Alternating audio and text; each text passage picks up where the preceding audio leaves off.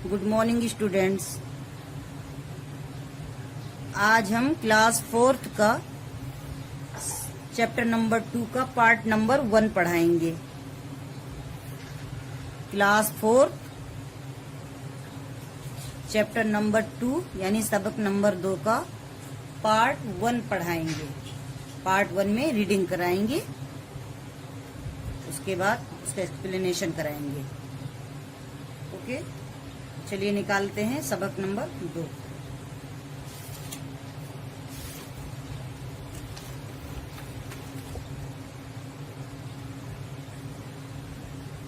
सबक नंबर 2, सबक का नाम है सबक नंबर 2, सबक का नाम है मुजाहिद आज़ादी मौलाना मोहम्मद अली जौहर। सबक का नाम है मुजाहिद आज़ादी मौलाना मोहम्मद अली जौहर।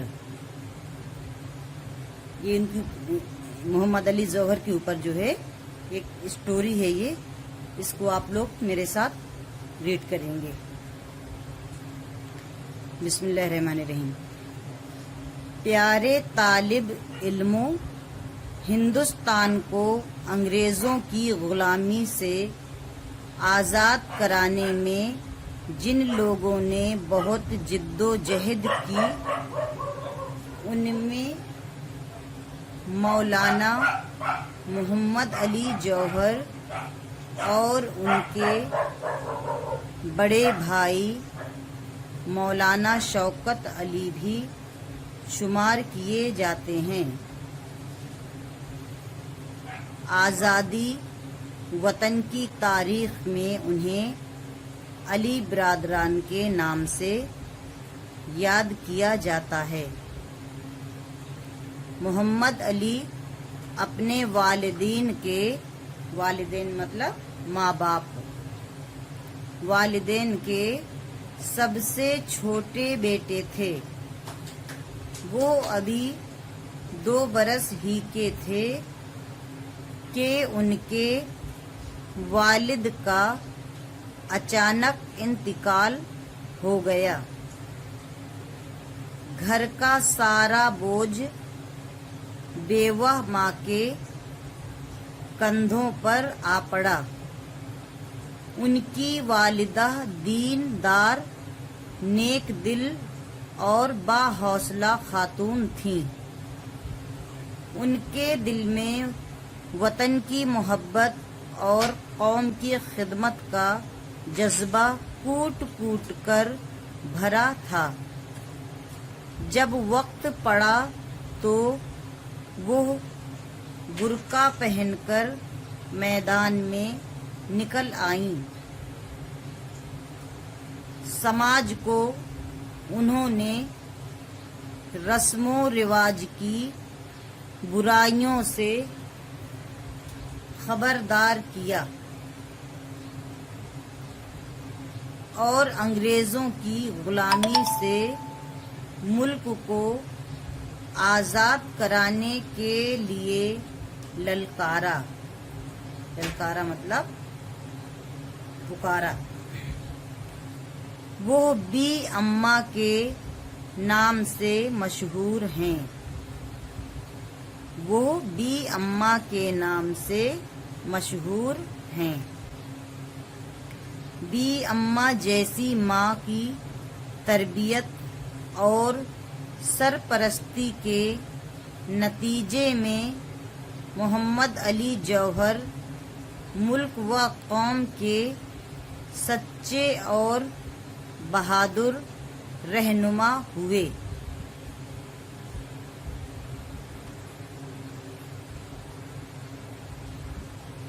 ये हो गया आपका तीसरा पैराग्राफ। मोहम्मद अली बचपन ही से बहुत ज़हीन और मेहनती थे।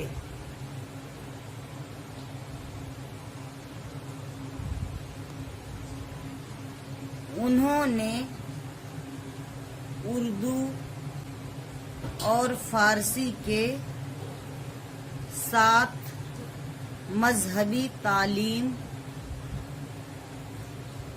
اپنی والدہ سے گھر میں ہی حاصل کی۔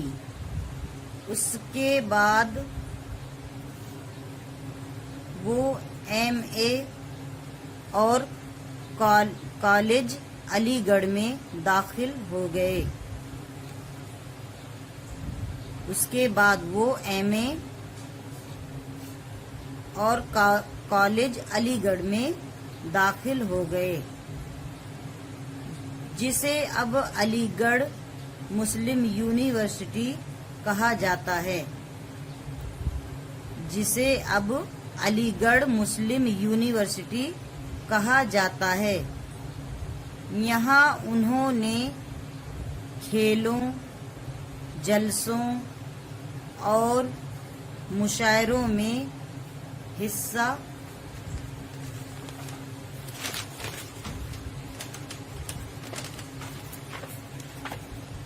لیا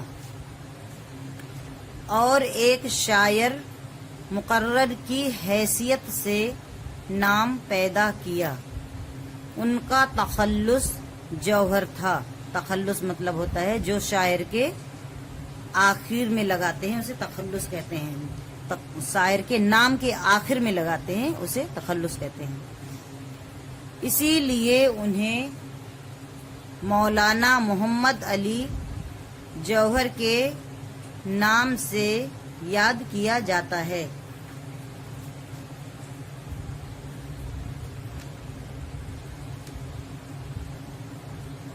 یہ ہو گیا آپ کا اگلا پیراگراف۔ نیکسٹ پیرا سے، علی گڑھ کالج سے BA کرنے کے بعد اعلیٰ تعلیم حاصل کرنے کے لیے وہ انگلستان چلے گئے۔ وہاں پہلے تو انہوں نے سول سروس کے امتحان کی تیاری شروع کی، لیکن کچھ عرصے بعد اسے چھوڑ کر آکسفورڈ یونیورسٹی سے تاریخ میں آنرز کی ڈگری حاصل کی۔ انہیں تقریر و تحریر پر یکساں عبور تھا۔ یکساں عبور یعنی بہت ماہر تھے۔ انگریزی اور یکساں عبور کا مطلب ہوتا ہے بہت اچھے سے جانکاری ہونا۔ انگریزی اور اردو میں انہیں وہ مہارت حاصل تھی۔ مہارت مطلب قابلیت، وہ قابلیت حاصل تھی کہ انگریز بھی ان کی زبان دانی پر رشک کرتے تھے۔ رشک مطلب جلن، رشک مطلب تعجب کرتے تھے ان کی، سوری جلن نہیں ہوتا، تعجب ہوتا ہے۔ ان کی زبان دانی پر رشک کرتے تھے، یعنی کہ وہ اتنی اچھی انگریزی بولتے تھے کہ انگریز بھی سن کر کے حیران ہو جاتے تھے کہ یہ ایک ہندوستانی ہو کر اتنی اچھی انگریزی کیسے بول لیتے ہیں۔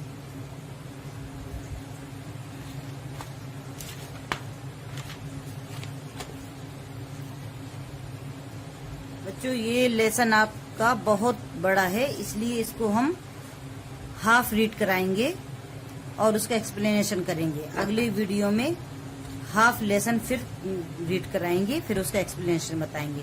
تو چلیے دوبارہ پھر اس کو ریڈنگ کرتے ہیں اس کی۔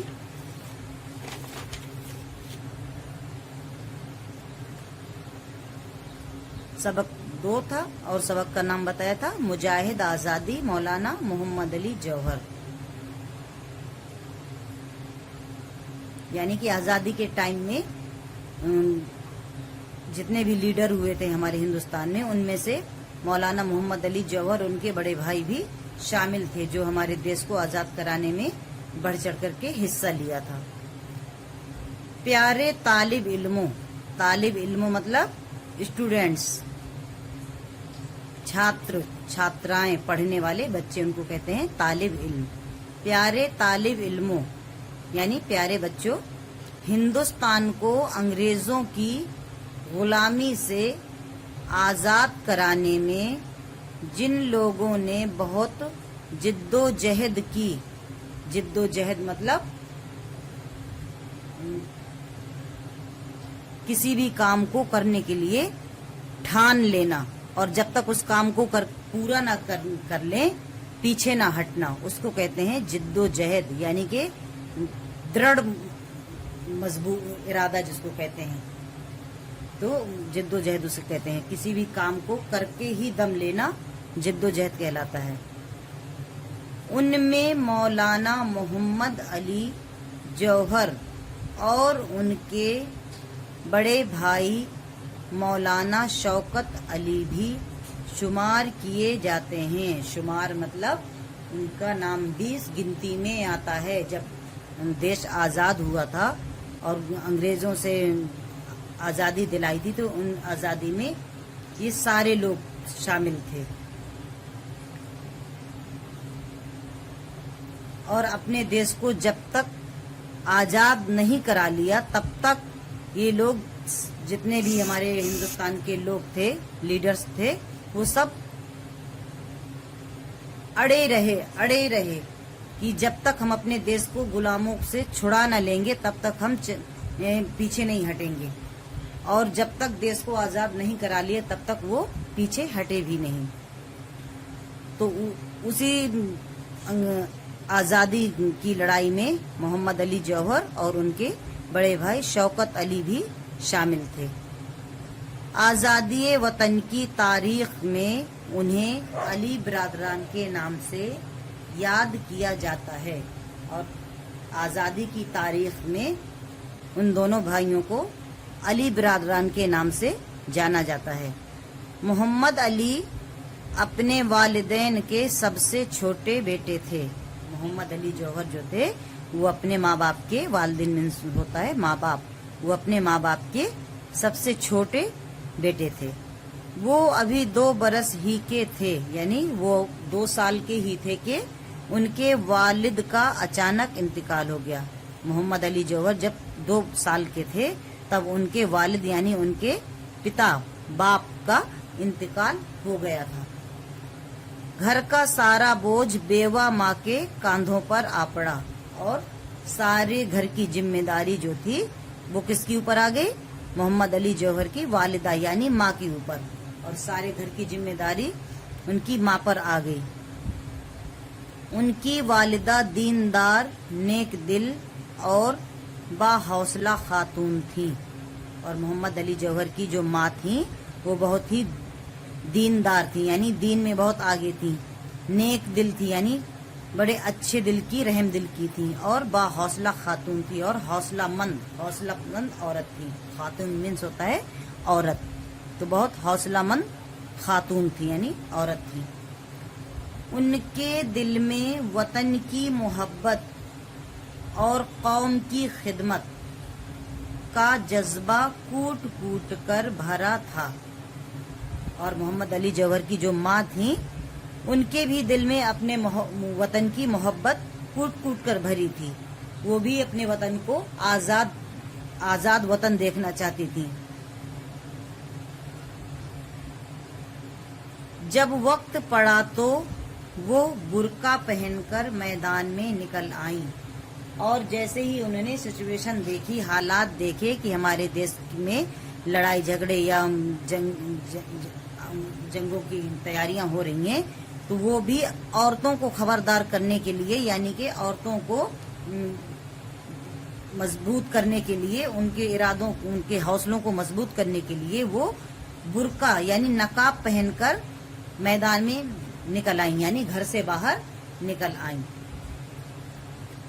سماج کو انہوں نے رسم و رواج کی برائیوں سے خبردار کیا، اور جو ہمارا سماج ہے وہ دنیا داری کی رسم و رواجوں میں مبتلا رہتا ہے، تو انہوں نے سماج کی برائیوں سے لوگوں کو خبردار کیا، یعنی خبردار مطلب آگاہ کرنا۔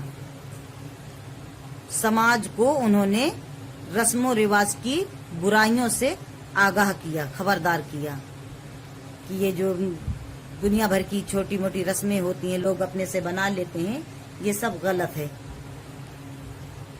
اور انگریزوں کی غلامی سے ملک کو آزاد کرانے کے لیے للکارا، اور انگریزوں سے اپنے دیش کو بچانے کے لیے، آزاد کرانے کے لیے انہوں نے ہر ایک عورت کو للکارا یعنی کہ پکارا اور ان کو سمجھایا کہ یہ ہمارا دیش ہے، انگریزوں نے اس پر قبضہ کر رکھا ہے اور ہم ہی کو غلام بنا کر کے جو رکھتے ہیں، تو آگے آئیے، میدان میں آئیے اور ان کا ڈٹ کر مقابلہ کرنا ہے۔ جب تک ان کا مقابلہ نہیں کریں گے تب تک یہ ہمارے دیش سے باہر نہیں جائیں گے۔ اور انہوں نے پورے دیش پر جو ہے قبضہ کر رکھا تھا، اور لوگوں ہندوستان میں قبضہ کیے ہوئے تھے، راج کرتے تھے، اور ہندوستانیوں کو ہی اپنا غلام بنا کر کے رکھتے تھے، جو انہیں یہ بالکل منظور نہیں تھا، بالکل گوارا نہیں تھا کہ ہمارے دیش پر راج کر رہے ہیں اور ہم ہی لوگوں کو جو ہے غلام بنا کے رکھ رہے ہیں۔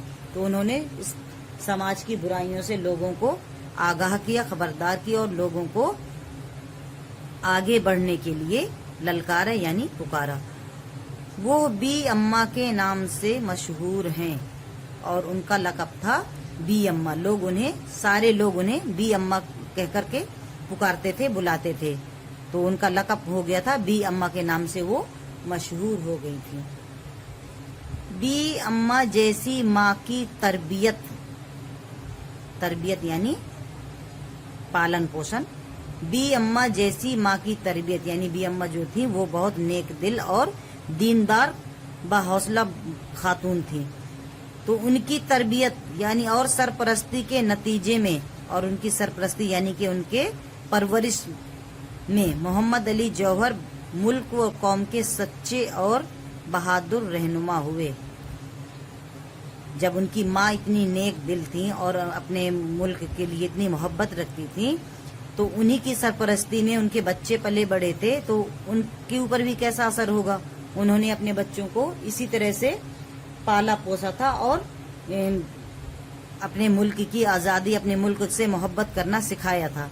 جب بچپن سے انہوں نے اپنی ماں کو اس میدان میں دیکھا، راستے پر دیکھا، تو بچے جیسی باتیں ویسے ہی بنیں گے، اور ماں سے آگے بڑھ کر کے بھی جو محمد علی جوہر اور ان کے بڑے بھائی آگے نکل گئے، اور وہ اپنے دیش کے سچے بہادر اور رہنما یعنی لیڈر ہوئے۔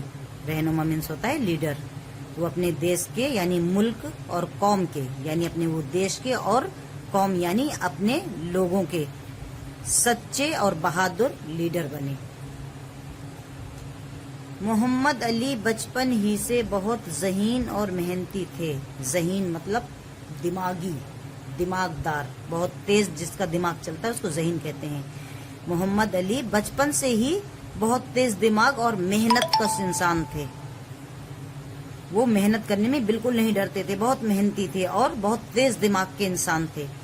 انہوں نے اردو اور فارسی کے ساتھ مذہبی تعلیم، اور انہوں نے اردو فارسی کے ساتھ ساتھ مذہبی یعنی دینی تعلیم اپنی والدہ سے گھر میں حاصل کی، اور گھر پر ہی انہوں نے اپنی والدہ یعنی اپنی ماں سے دین یعنی مذہب کی تعلیم حاصل کی تھی۔ ان کی ماں نے انہیں گھر پر ہی جو دین کی باتیں، دین پر چلنا، دین مذہب کیا ہوتا ہے، یہ سب چیزوں پر روشنی ڈالی، زور دیا تھا ان کے اوپر، اور ان کو ایسی پرورش کی تھی کہ وہ اسی میں آگے بڑھتے رہے۔ اس کے بعد وہ ایم اے اور کالج علی گڑھ میں داخل ہو گئے، اور وہ ایم اے کرنے کے لیے علی گڑھ میں پڑھنے کے لیے چلے گئے، جسے اب علی گڑھ مسلم یونیورسٹی کہا جاتا ہے، اور جسے اب علی گڑھ مسلم یونیورسٹی کہا جاتا ہے۔ پہلے وہ ایک کالج میں تبدیل تھا، دھیرے دھیرے کر کے وہ ایک بڑی یونیورسٹی بن گئی۔ یہاں انہوں نے کھیلوں، جلسوں اور مشاعروں میں حصہ لیا۔ وہاں یعنی کالج میں جب وہ داخل ہوئے تو انہوں نے وہاں پر کھیل میں، جلسوں میں، جہاں بھی جلسے ہوتے تھے اور مشاعروں میں بھی حصہ لیتے تھے. انہیں شوق تھا شروع سے ہی شاعری اس کا یعنی دینی چیزوں کا بڑا شوق تھا. تو وہ ان سب چیزوں میں جو ہے آگے رہے اور حصہ لیتے رہے.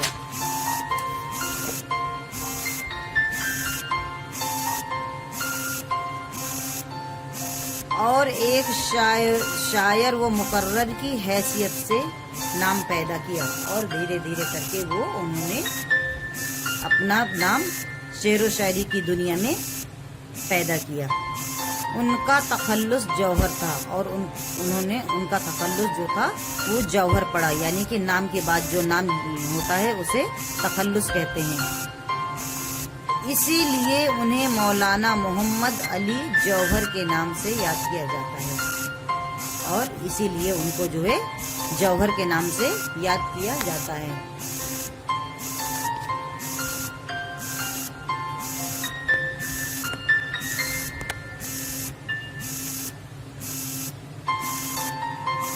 علی گڑھ کالج سے BA کرنے کے بعد اعلیٰ تعلیم حاصل کرنے کے لیے وہ انگلستان چلے گئے. یعنی علی گڑھ کالج سے انہوں نے BA کیا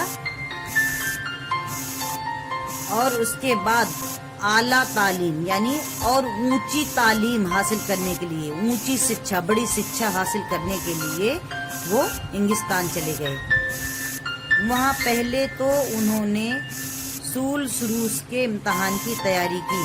سول سروس یعنی ایک ڈگری ہوتی ہے جو انہوں نے وہاں سے حاصل کی، یعنی امتحان کی تیاری شروع کی تھی. لیکن کچھ عرصے بعد یعنی کہ کچھ سالوں کے بعد اسے چھوڑ کر انہوں نے اسے چھوڑ کر آکسفورڈ یونیورسٹی سے تاریخ میں آنرز کی ڈگری حاصل کی. اور انہوں نے آکسفورڈ یونیورسٹی جو انگلینڈ میں ہے وہاں سے انہوں نے آنرز کی ڈگری حاصل کی. یہ بھی ایک ڈگری ہوتی ہے. انہیں تقریر و تحریر پر یکساں عبور تھا. جو وہ تقریر کیا کرتے تھے، تقریر اور تحریر کرتے تھے، یعنی کہ انہیں یکساں عبور تھا، یعنی بڑی اس میں انہیں مہارت حاصل تھی. انگریزی اور اردو میں انہیں وہ مہارت حاصل تھی اور انگریزی اور اردو زبانیں جو تھی وہ اتنی اچھی بولتے تھے.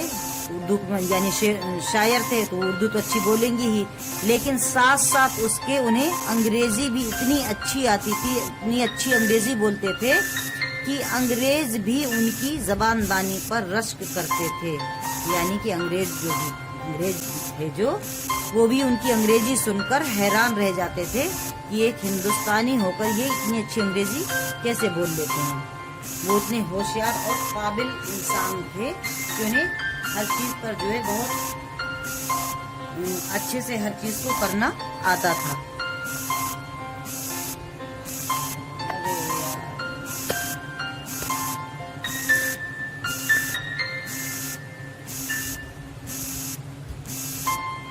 تو بچوں یہ آج ہم نے آپ لوگوں کو یعنی کہ آدھا چیپٹر پڑھایا ہے، یعنی لیسن کا آدھا حصہ پڑھایا ہے، کیونکہ لیسن آپ لوگوں کا بہت بڑا ہے اس لیے ایک ساتھ پوری ریڈنگ نہیں کرا سکتے. آدھا پڑھایا ہے، آدھے کی ایکسپلینیشن بھی بتائی ہے. اب اگلی ویڈیو میں یعنی پارٹ 2 میں پھر آدھے چیپٹر کی ریڈنگ کرائیں گے اور اس کا ایکسپلینیشن بتائیں گے. اس کے بعد پھر آپ لوگوں کو ورڈ میننگ اور کوشچن آنسر یعنی سوال جواب آگے کرائیں گے. اوکے بچوں، تو یہ ہو گئی آپ کی ریڈنگ. امید کرتی ہوں کہ آپ لوگوں نے اس کو سنیں گے اور سنا ہوگا اور میرے ساتھ ساتھ ریڈنگ بھی کریں گے. اوکے.